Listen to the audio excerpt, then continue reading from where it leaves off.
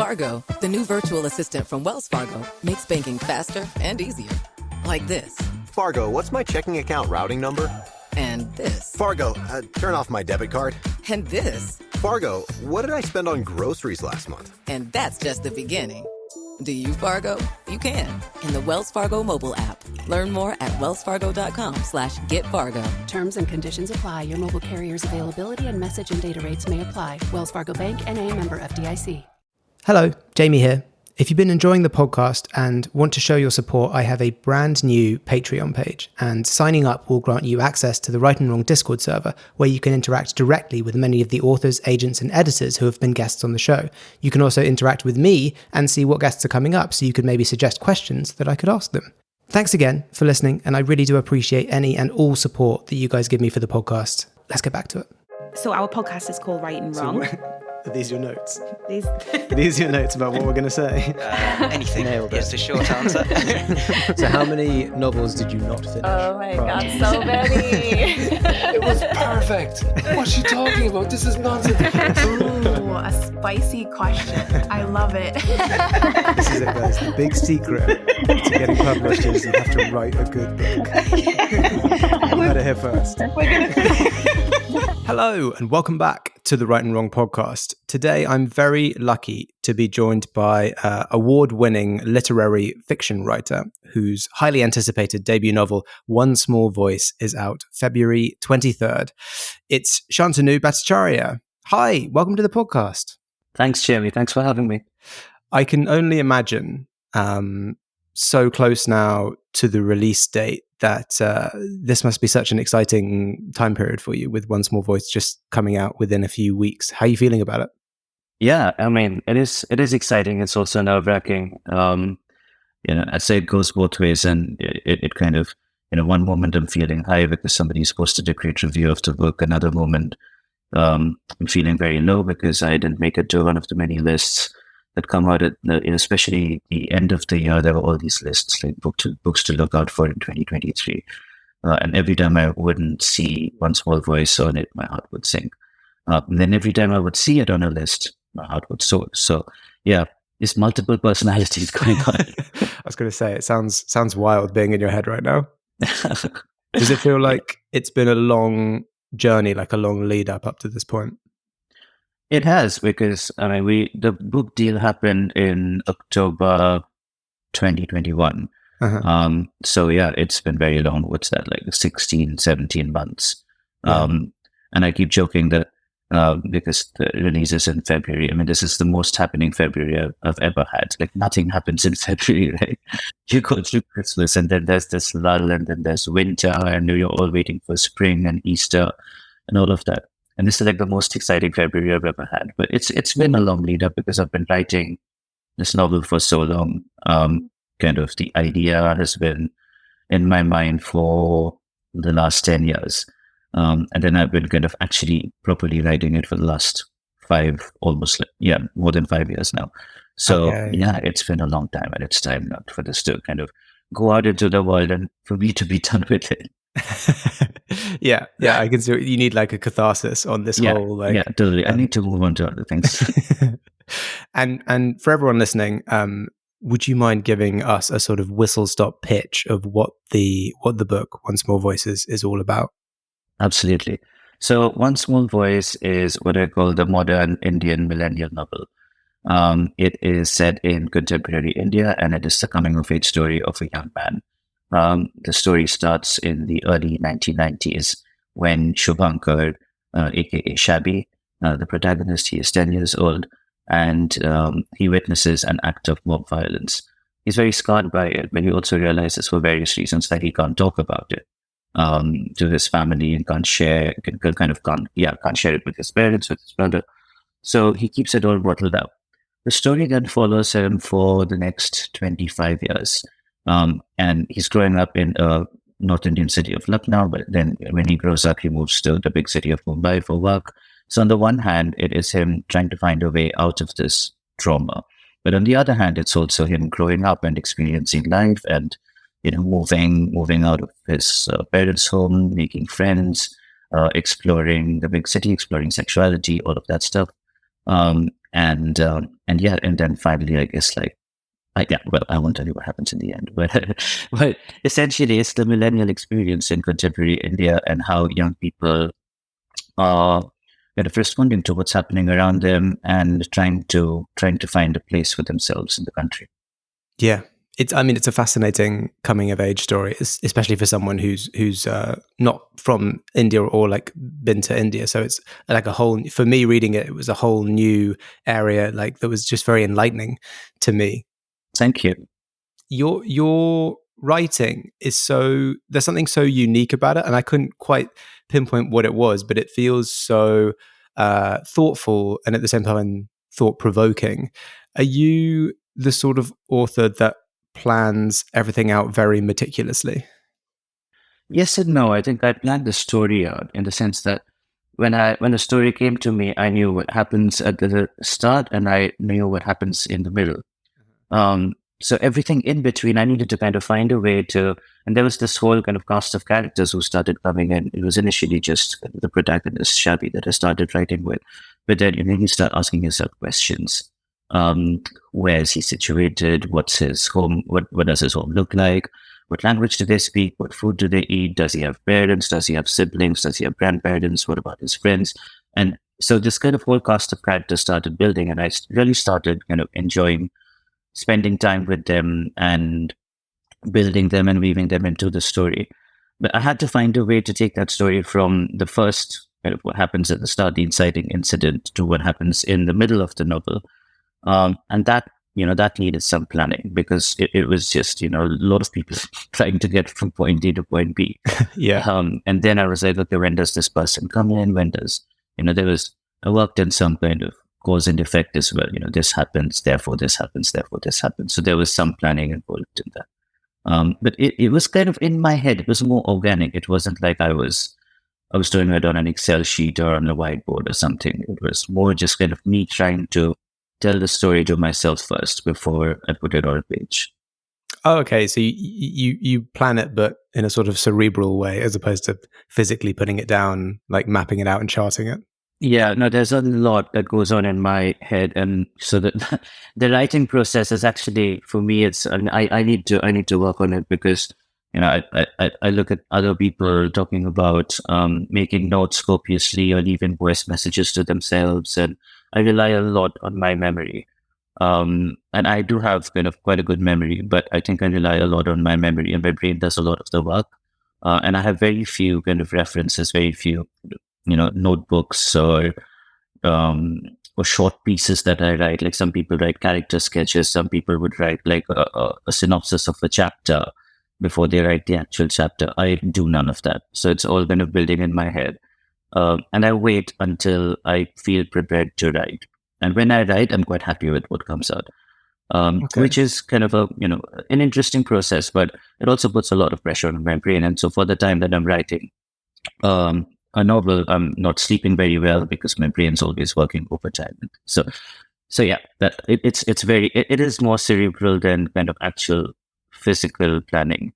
But I have to say that the novel, the first couple of drafts were written in a linear fashion, so it starts at the start, ends at the end.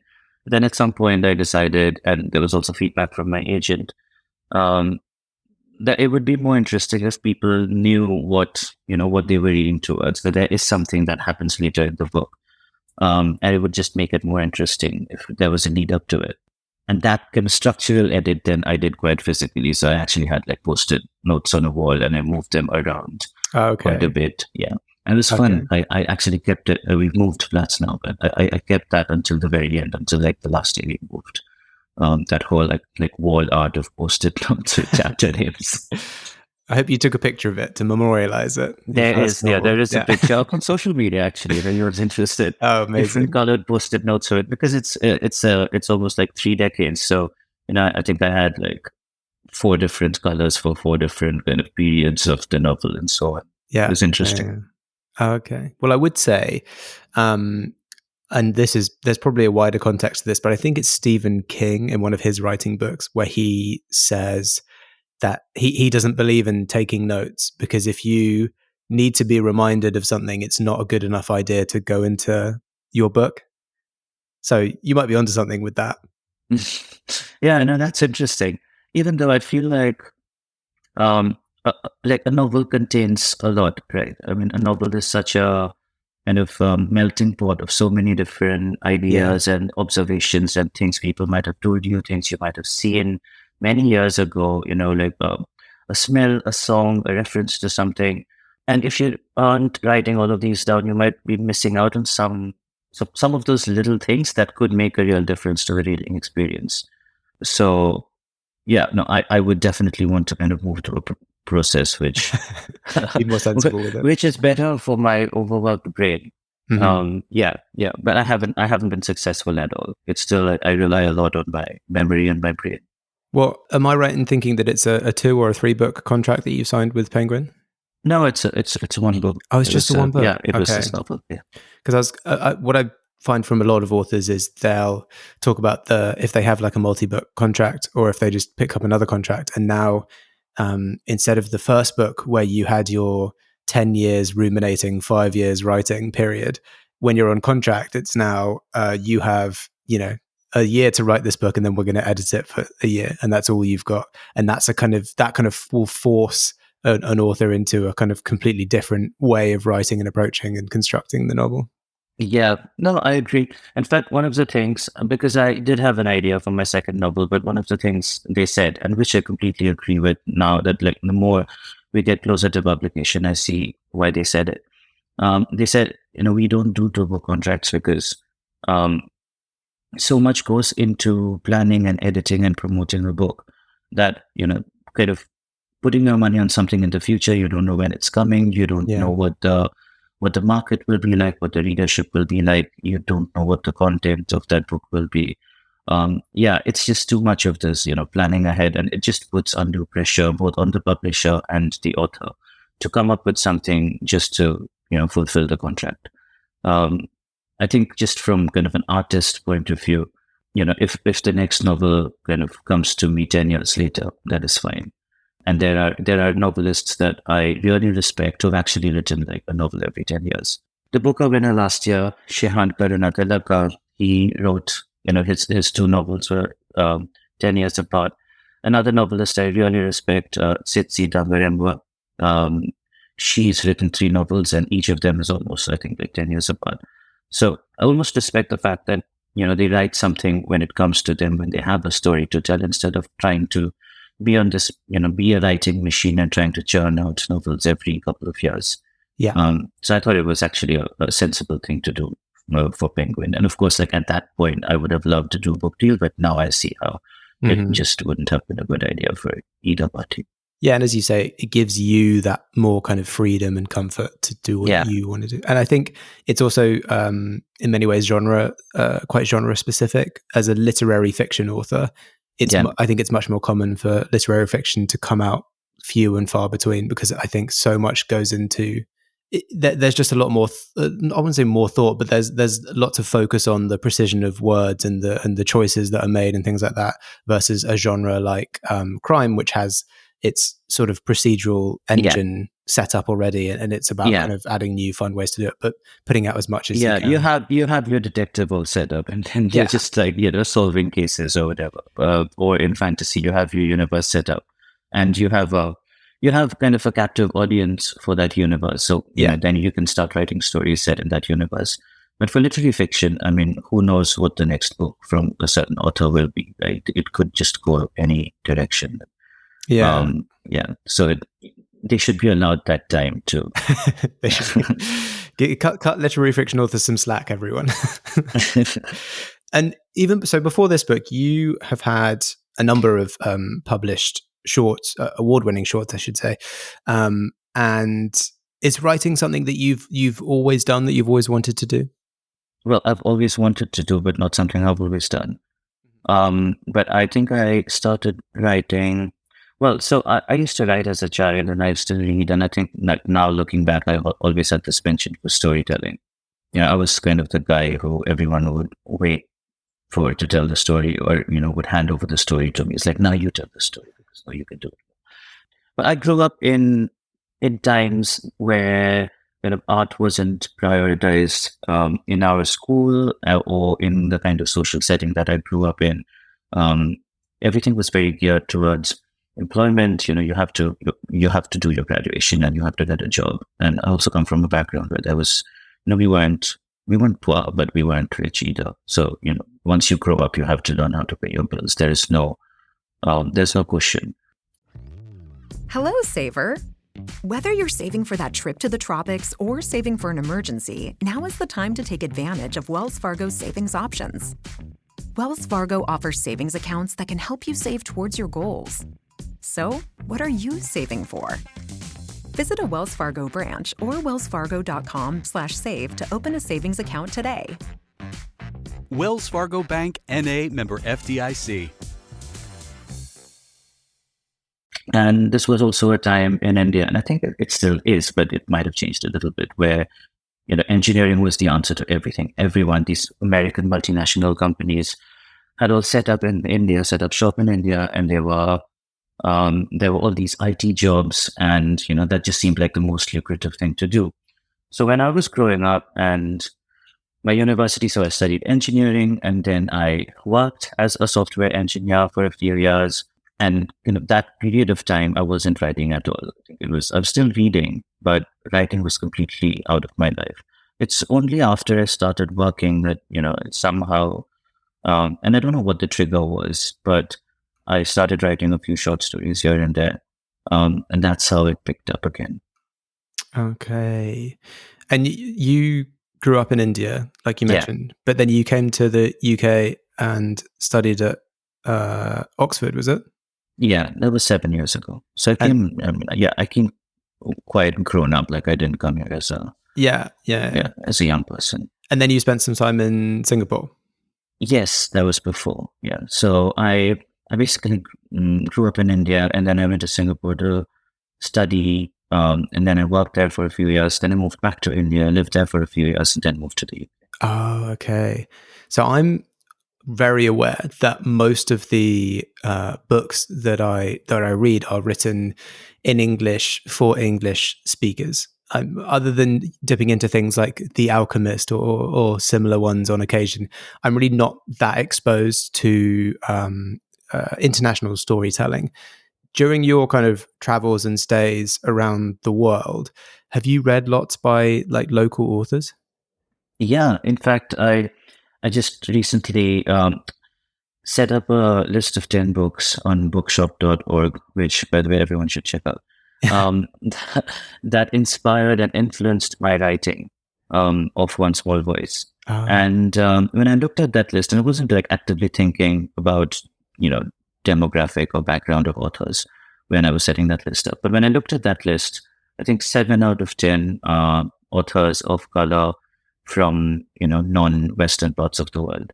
Mm-hmm. So I think I have it's been a very major influence reading authors like Mohsin Hamid from Pakistan, reading Tsitsi Dangarembwa, Chimamanda Ngozi Adichie, authors writing from the Asian kind of South Asian subcontinent, from East Asia, from Africa, from South America. And there's always that something, and even though these places are all kind of wildly different, there is something about reading these books that feels closer to my experience. I think that's one part of it, but there's also the other part where I feel like if these people dared to write, because there still aren't that many of us in the publishing industry. It's still predominantly white authors and Western stories. So it almost like inspired me to think that if these people could write, and if these people could be published and read widely, then maybe there is that space for stories like ours could kind of, it's there and it could grow. There's enough room for it to expand. Yeah. And I think, but when the way I described your writing earlier, when I said that there's something sort of unique about it that I can't put my finger on, I think part of that might be to do with the fact that you have experienced you have much more experience with writing outside of, just classical Western styles than I do. And do you think that, reading sort of internationally like that has affected your own writing?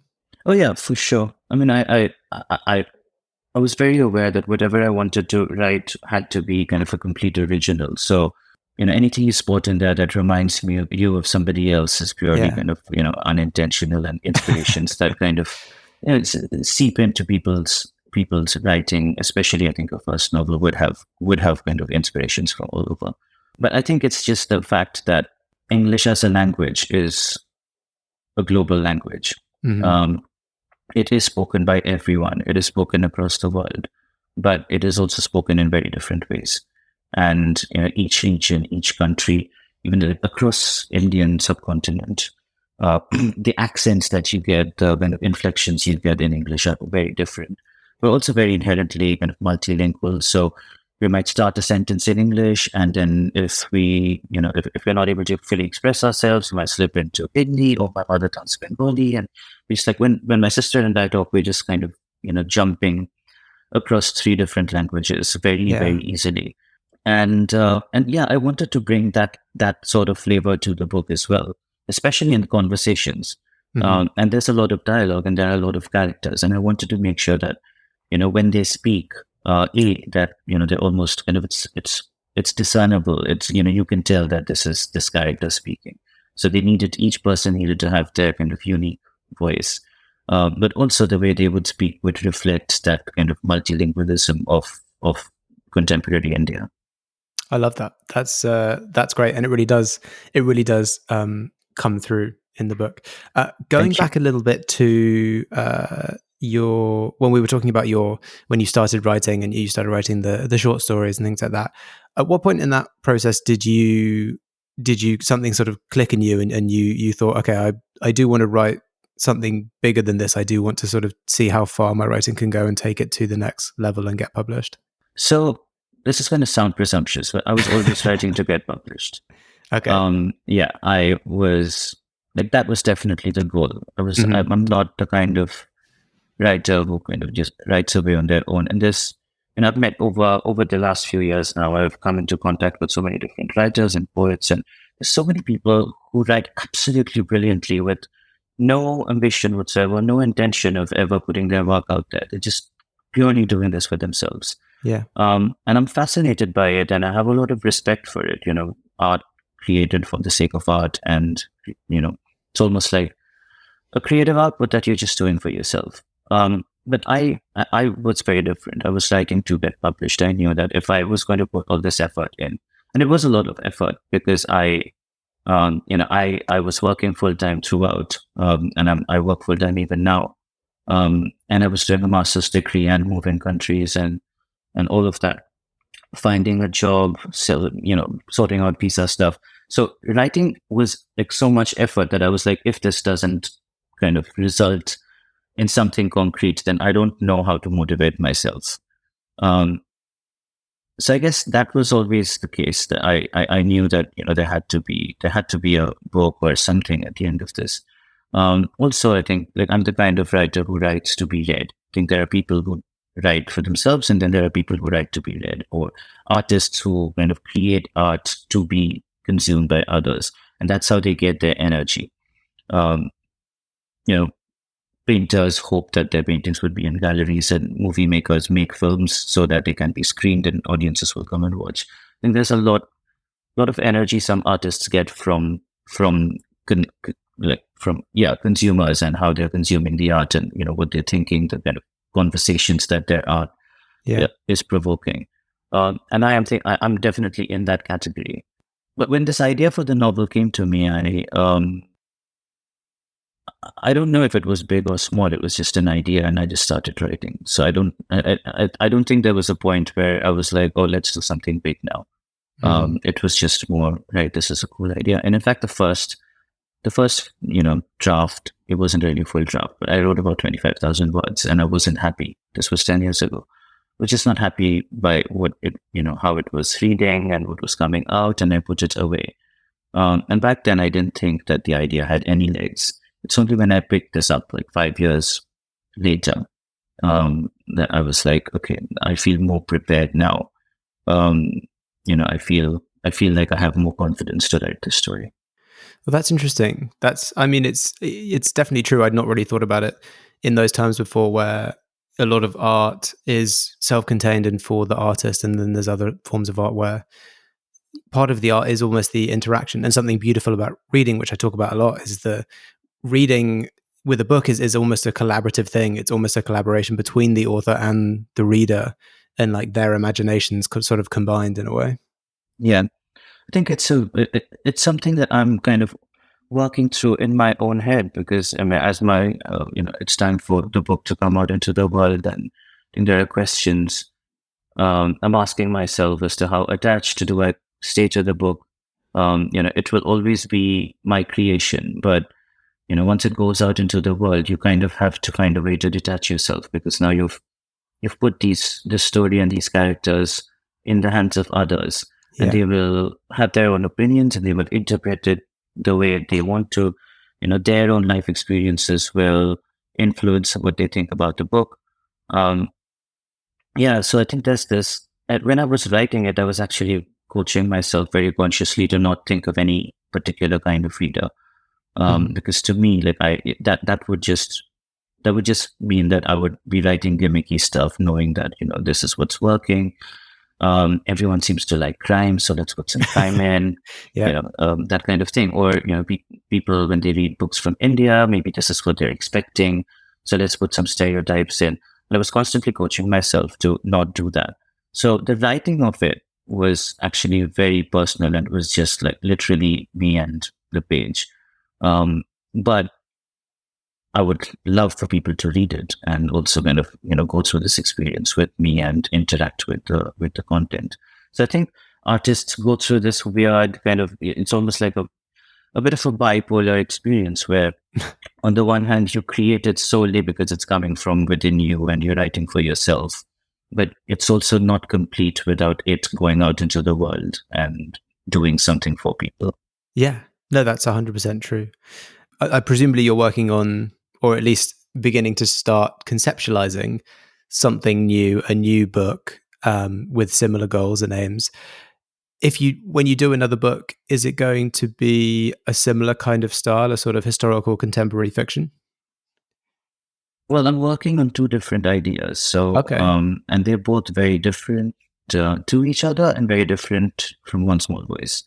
And I actually like that. I like the fact that both the ideas that have come to me and that have excited me are so wildly different. And I think if I do kind of start building a body of work and have a writing career, I'd like to produce work that's quite different to each other. And, I don't want to be writing the same kind of stuff in different barbs over and over again. So yeah, I think that keeps things exciting. When I look at a blank page, in spite of the fact that I've gone through 7 drafts of a novel that is going to be published, even today when I look at a blank page, I'm very daunted, and I'm still a first timer. Wondering how to put my ideas into words and how it will look, and very, very nervous. And that's a good feeling, that kind of knot in your stomach is a good feeling, I think. Yeah. It keeps you on your toes, and it keeps your creative juices flowing. Exactly. Keeps you humble as well. Yeah. Amazing. Well, that brings us to what is always the final question of every episode, which is, Shantanu, if you were stranded on a desert island with a single book, which book would it be? This is very interesting, because I honestly can't imagine myself being stranded on a desert island. I really hope that never happens, because I get a lot of energy from people around me, and I'm a very talkative person. I love talking to people. I love listening to people. I'm generally interested in, I socialize a lot. So that would be an absolute nightmare. I don't think I'd have the, I'd be in a place to read a book. Like, I'd not be in a mental state to sit and read a book at leisure. But one book that I think I absolutely love and I want to reread. So maybe I'll take books that I want to reread because I never go back and read it. I never have the time. My TBR is just, it's just unmanageable.